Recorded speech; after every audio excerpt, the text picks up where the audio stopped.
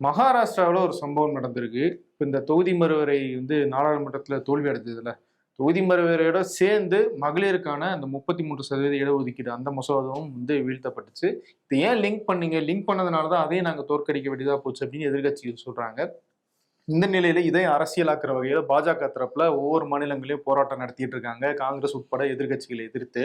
அந்த வகையில மகாராஷ்டிராவில் நீர்வளத்துறை அமைச்சர் கிரீஷ் மகாஜன் அவர் ஒரு மும்பையில ஒரு போராட்டத்துல ஈடுபட்டிருக்காரு. சாலையில பெரிய ஊர்வலமாக போயிருக்காங்க.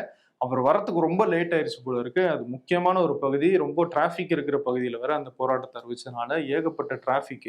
அதுல ஒரு பெண் ரொம்ப கோபமாகி, ஏன் இவ்வளவு தூரம் மக்களை பாதிக்கிற வகையில போராட்டம் நடத்திட்டு இருக்கீங்க அப்படின்னு சொல்லி மினிஸ்டர் முகத்துக்கு நேராவே கிழிச்சு எடுக்கிறாங்க. கெட் அவுட் ஆஃப் ஹியர் அப்படின்னு சொல்றாங்க. இன்னைக்கு இந்தியா ஃபுல்லா அதுதான் பெரிய வைரலான விஷயமா இருக்கு.